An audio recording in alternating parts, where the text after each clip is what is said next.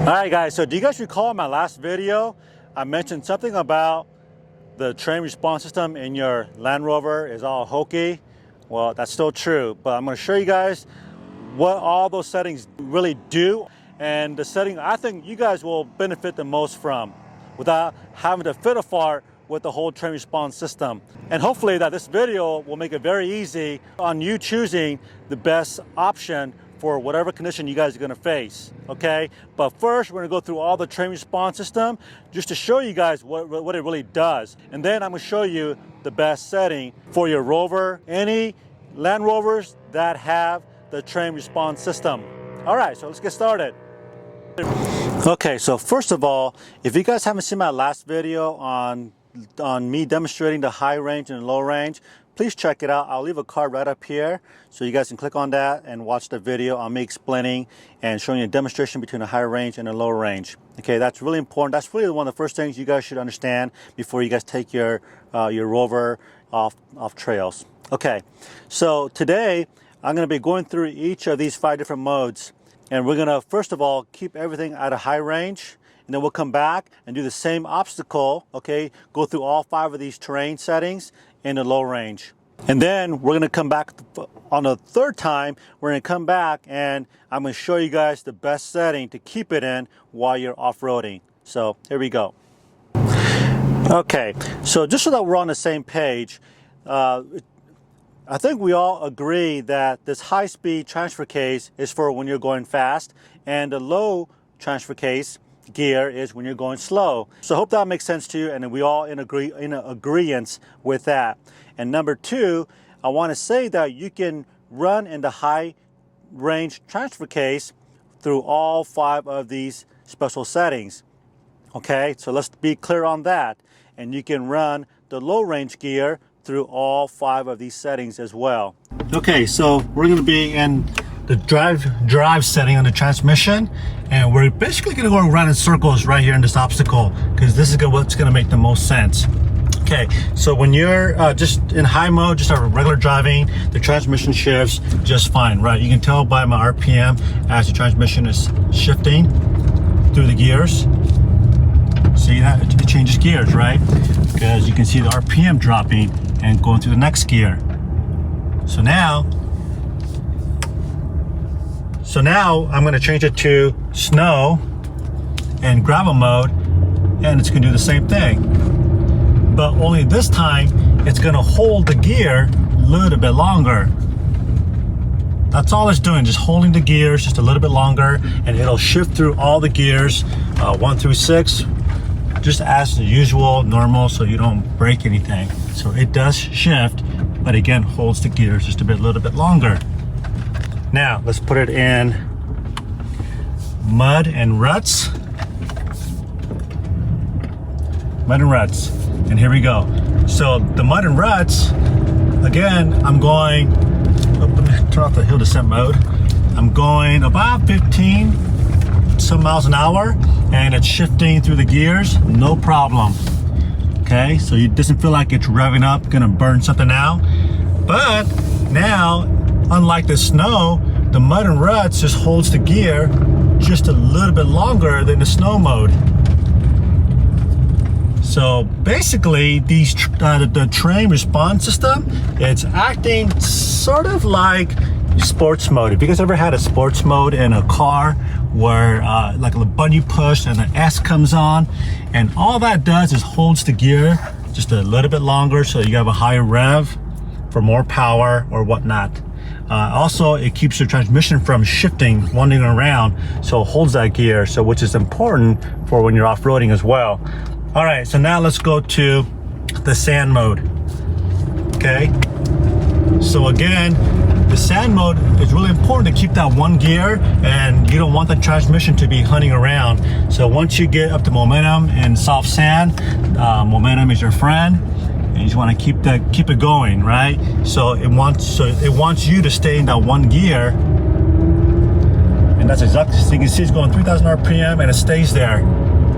And we're going 15 miles an hour to 20 miles an hour, and it stays in that gear. So again, it's like your sport mode. It just holds the gear a tad bit longer. than the previous 3 settings. Okay, so now we're gonna go to the last one, which is the rock crawl mode. And again, I'm still in a high range transfer case setting, and here I go. Look at that, I'm going 25, okay, there, it finally shifted. So again, it holds that gear just a tad bit longer than the mud ruts setting. So each of these 5 settings, it's holding that gear just a little bit longer. And you guys can hear that engine rev. Okay, so that's all it's doing, you guys.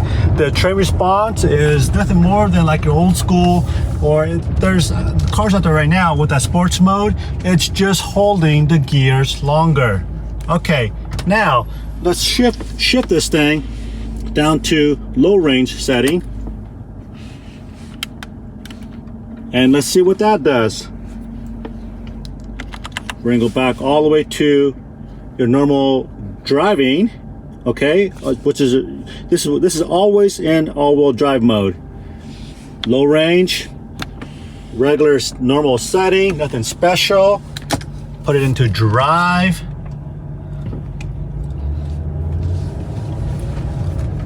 Okay, now we're in low range. With this particular setting here, it feels like you're in just a normal highway driving mode because it shifts through the gears just like it would normally do on a highway. It'll shift all through 6 gears, no problem. No problem whatsoever. See, now I'm probably in 3rd gear. I'm only going 15 miles an hour. It's shifting through gears in low range. Not a problem. All right. So now let's change this up and go to snow mode. So I am in snow and gravel mode. Oh, go ahead, let these guys go by. Oh, they're letting me go by here. So again, all it's doing here is holding the gear just a little bit longer, and that's it. And I can still go at a decent pace. So here I go, get up to about 20, and it's not, there you go, shifts, but it held the gear just a tad bit longer. That's it, okay? Let me change it up to mud and ruts. Turn off my hill descent control, and again, it's just holding the gears just a tad bit longer. Okay, now let's go to sand mode, and again, this is in low range, and just like when we were in the sand mode previously, now we got the low range gears helping us, but again, same thing, it's holding the gears longer. You see that? It's not shifting, right? It's holding the high RPM. Okay, now let's go to rock crawl mode. And again, we're gonna turn off that hill descent mode.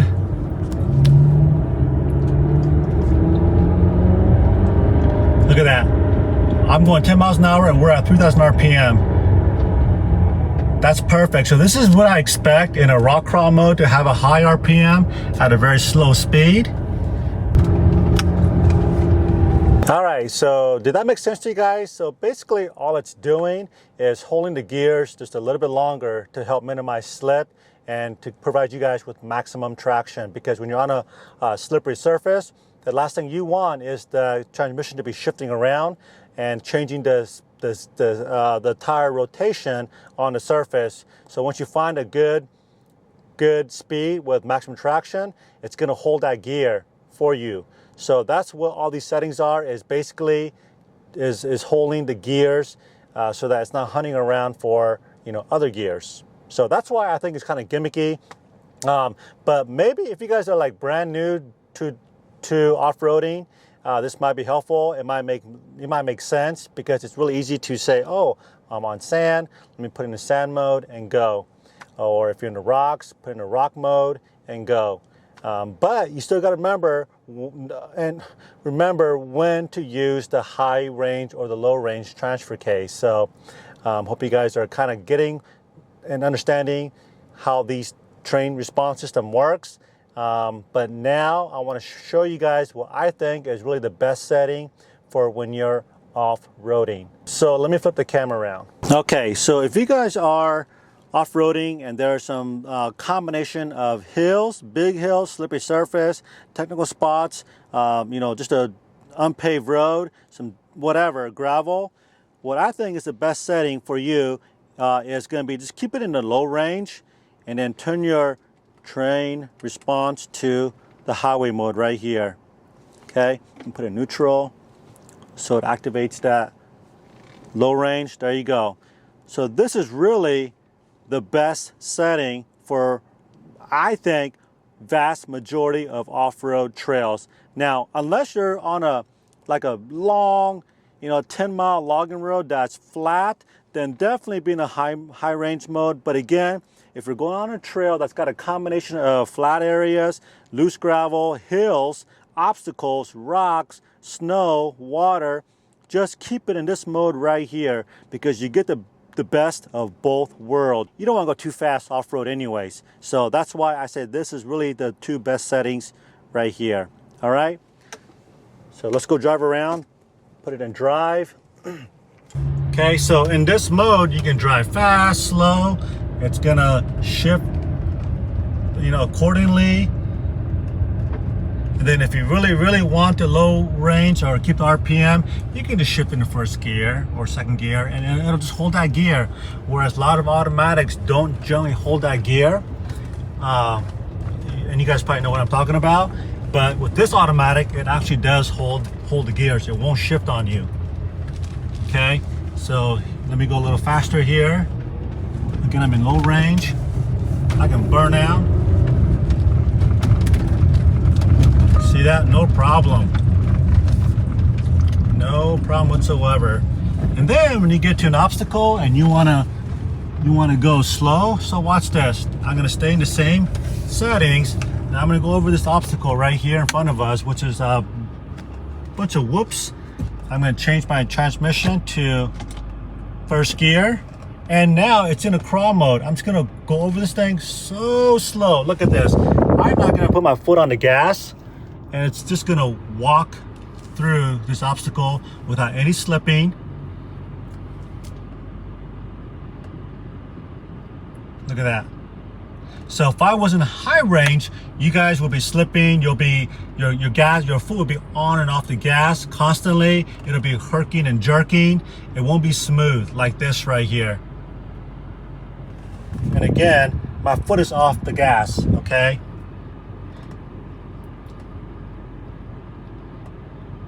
And it's just doing great.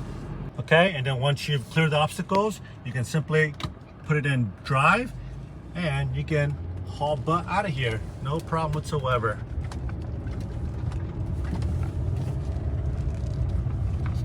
See that? So there you go. So I hope all this made sense to you guys. I know there's a lot to take in. The best thing to do is, take this knowledge and come out to the trail and just really practice. Get familiar with your off-road vehicle, especially the Land Rovers. Got so many gadgets, and really see for yourself what works and what doesn't work, like I'm doing right now, so that I can share this video with you guys. So hope you guys enjoyed it. And if you have any comments or questions, or you want to see other type of videos, or maybe more detailed video about something I said that wasn't very clear, let me know down in the comments. Until then, we'll see you guys in the next video. Be safe out there in the COVID world, and God bless.